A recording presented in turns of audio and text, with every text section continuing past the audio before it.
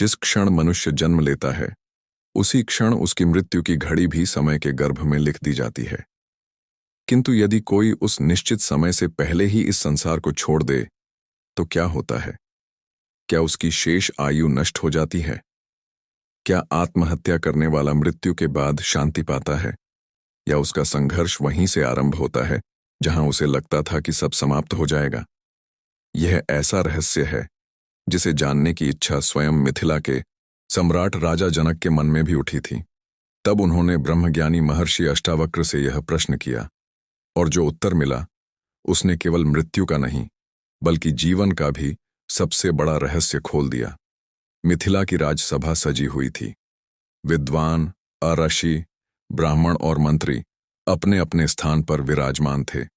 बीच में स्वर्ण सिंहासन पर बैठे थे धर्मनिष्ठ, ज्ञानी और वैराग्यवान राजा जनक। यद्यपि वे राजसुख के स्वामी थे, फिर भी उनके हृदय में सदैव आत्मज्ञान की प्यास जलती रहती थी। उसी समय सभा के द्वार पर एक दिव्य तेज प्रकट हुआ। समस्त सभा सम्मान में खड़ी हो गई।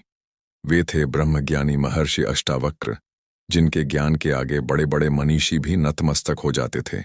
राजा जनक सिंहासन से उतरकर स्वयं महर्षि के चरणों में प्रणाम करते हुए बोले, गुरुदेव, आज मेरे मन में एक ऐसा प्रश्न उठा है जिसने मेरी आत्मा को विचलित कर दिया है। कृपा करके मेरे संशय का निवारण करें।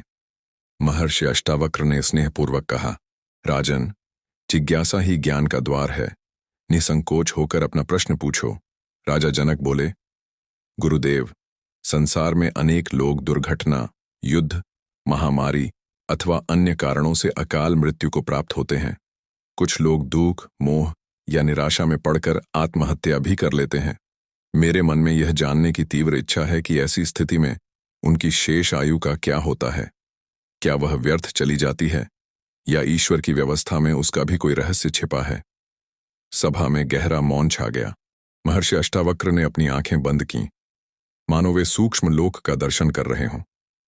कुछ क्षण बाद उन्होंने नेत्र खोले और गंभीर स्वर में कहा, राजन, तुम्हारा प्रश्न अत्यंत गूढ़ है। इसका उत्तर केवल तर्क से नहीं बल्कि कर्म, आत्मा और ईश्वर की व्यवस्था को समझकर ही दिया जा सकता है। ध्यान रहे, विभिन्न शास्त्रों और परंपराओं में इस विषय की अलग अलग व्याख्याएं मिलती हैं। इसलिए मैं तुम्हें एक ऐसी दिव्य कथा सुनाऊंगा जिसके माध्यम से तुम स्वयं समझ जाओगे कि अकाल मृत्यु, आत्महत्या और शेष आयु का रहस्य क्या है। इतना कहकर महर्षि अष्टावक्र ने ध्यान लगाया और उसी क्षण राजसभा का वातावरण दिव्य प्रकाश से भर उठा। महर्षि अष्टावक्र ने अपनी आंखें बंद की। उनके मुख से निकले वैदिक मंत्रों की ध्वनि पूरे राजमहल में गूंज उठी। ऐसा प्रतीत होने लगा मानो समय स्वयं ठहर गया हो। राजा जनक ने अनुभव किया कि उनके चारों ओर का दृश्य बदल रहा है। राजसभा, सिंहासन, मंत्री और सैनिक सब धीरे धीरे धुंधले पड़ने लगे। कुछ ही क्षणों में वे स्वयं को एक दिव्य लोक के प्रवेश द्वार पर खड़ा पाए। चारों ओर अद्भुत प्रकाश था, किंतु वह सूर्य का प्रकाश नहीं था। वहां का उजाला स्वयं चेतना से उत्पन्न होता प्रतीत हो रहा था। राजा जनक विस्मित होकर बोले, गुरुदेव, यह कौन सा लोक है? महर्षि अष्टावक्र मुस्कुराए, राजन, यह केवल एक दृष्टांत है। इसके माध्यम से तुम्हारा मन उन सूक्ष्म सत्यों को समझ सकेगा जिन्हें सामान्य नेत्र नहीं देख सकते। दोनों आगे बढ़े। उन्होंने देखा कि असंख्य आत्माएं अपनी अपनी गति से आगे बढ़ रही थीं। कुछ के मुख पर अद्भुत शांति थी, मानो उन्होंने जीवन के सभी बंधनों से मुक्ति पा ली हो। कुछ आत्माएं प्रसन्न थीं क्योंकि उनके शुभ कर्म उन्हें उच्च लोकों की ओर ले जा रहे थे, किंतु कुछ आत्माएं अत्यंत व्याकुल दिखाई दे रही थीं। राजा जनक ने आश्चर्य से पूछा, गुरुदेव, इन आत्माओं में इतना अंतर क्यों है? महर्षि अष्टावक्र बोले, राजन, मृत्यु सबकी होती है, परंतु मृत्यु के बाद की गति सबकी समान नहीं होती। मनुष्य जैसा कर्म करता है, जैसा जीवन जीता है और जिस भाव से देह त्यागता है, उसी के अनुरूप उसकी आगे की यात्रा होती है। इतने में एक युवक व्याकुल होकर उनके समीप आया। उसकी आंखों में पश्चाताप था। वह बार बार कह रहा था, काश मैंने धैर्य रखा होता, काश मैं एक क्षण और रुक गया होता। राजा जनक ने महर्षि की ओर देखा। गुरुदेव, यह कौन है? महर्षि बोले, यह उस मनुष्य का प्रतीक है जिसने निराशा में अपने जीवन का अंत स्वयं कर लिया। युवक ने हाथ जोड़कर कहा, मुझे लगा था कि मृत्यु के साथ मेरे सभी दुख समाप्त हो जाएंगे, परंतु यहां आकर झांत हुआ कि दुख से भागने से कर्म समाप्त नहीं होते। जिन परिस्थितियों से मैं भागा, उनका संस्कार अभी भी मेरे साथ है।